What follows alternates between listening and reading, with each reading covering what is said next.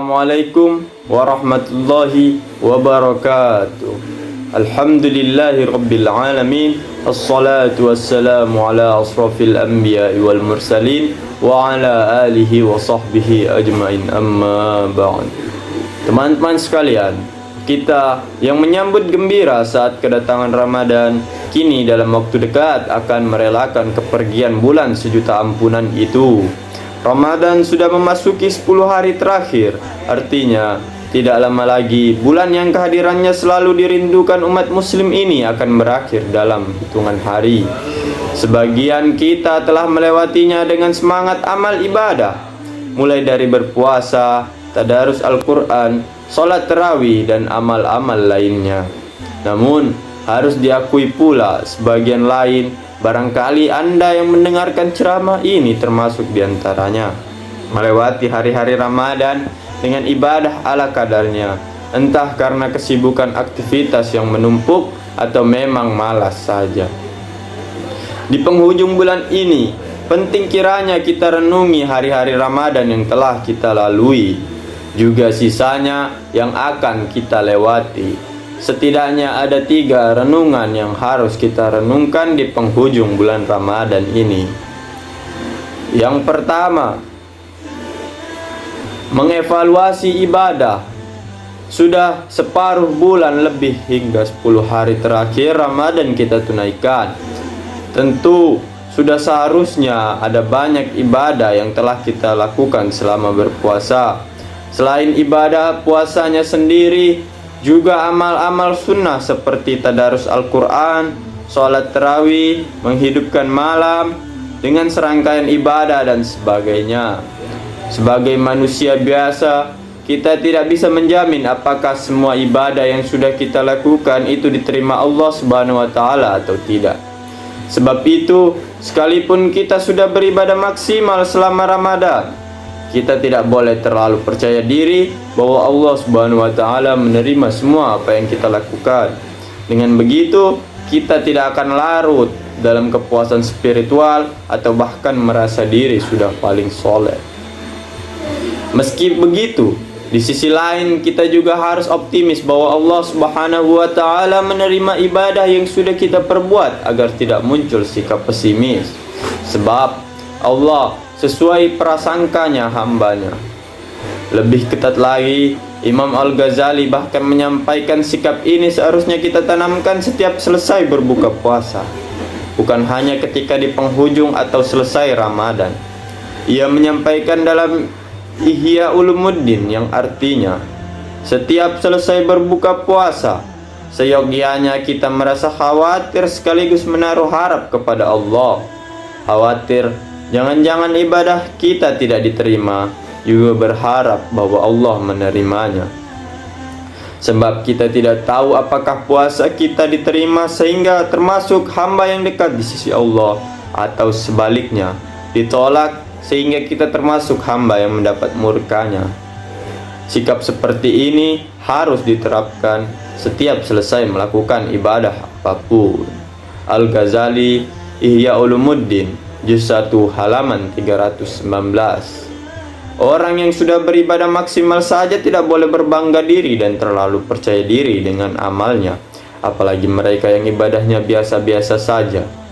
Lalu, sikap kedua yang perlu kita renungi yaitu sikap penuh syukur. Betapapun bisa berjumpa dengan bulan suci Ramadan merupakan anugerah teragung dari Allah Subhanahu wa Ta'ala. Dalam sejumlah riwayat disebutkan bahwa para ulama akan mempersiapkan diri jauh-jauh hari, bahkan berbulan-bulan sebelum kedatangan Ramadan. Syekh Mu'alla bin Fadl atau dikenal dengan Abu Hasan Al-Basri bahkan dikatakan selalu memohon kepada Allah agar dipertemukan Ramadan setiap jarak 6 bulan sebelum kedatangannya. Umat muslim pun dianjurkan untuk memanjatkan doa agar bisa berjumpa Ramadan begitu masuk bulan Rajab atau 2 bulan sebelum Ramadan. Motivasi kuat untuk berjumpa bulan mulia ini karena Ramadan memiliki sejuta keutamaan yang tidak ada dalam bulan-bulan lainnya. Rasulullah SAW selalu menyampaikan kepada sahabat ketika bulan penuh ampunan ini sudah tiba. Dalam hadisnya yang artinya, Wahai manusia, telah tiba bulan yang agung lagi mulia, bulan yang di dalamnya terdapat malam yang lebih baik dari 1000 bulan. Allah telah menjadikan puasanya wajib dan sholat malamnya sebagai amal sunnah.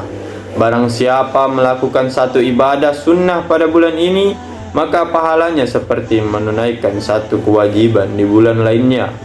Dan barang siapa menunaikan satu ibadah wajib pada bulan ini, maka pahalanya seperti menunaikan 70 kewajiban di bulan lainnya. Hadis riwayat Ibnu Khuzaimah.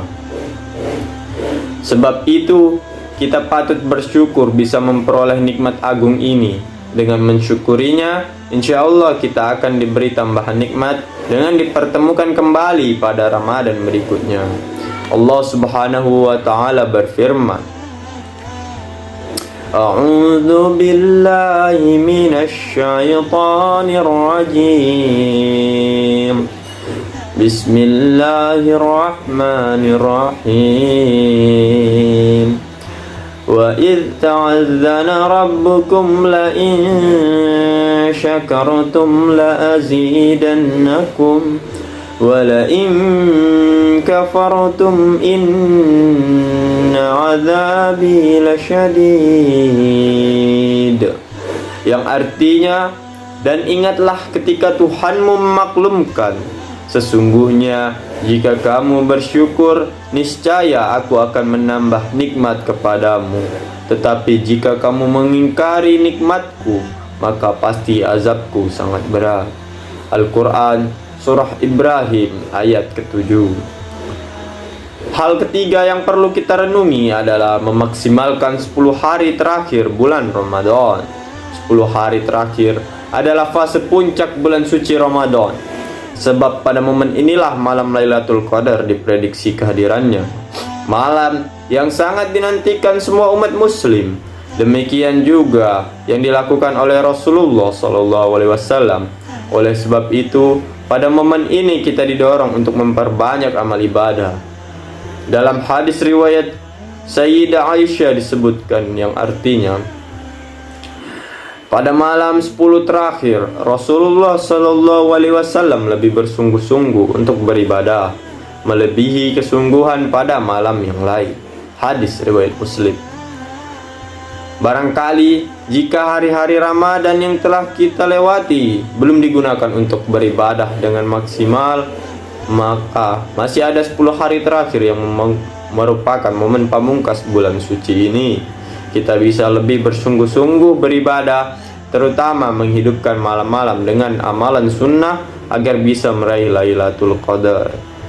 Kita pun tidak tahu apakah ini Ramadan terakhir bagi kita atau bukan.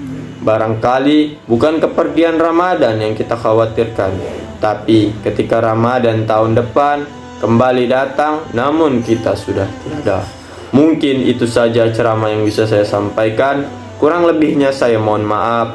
Kepada Allah saya mohon ampun. Wallahul muwaffiq ila aqwamit thoriq. Wassalamualaikum warahmatullahi wabarakatuh.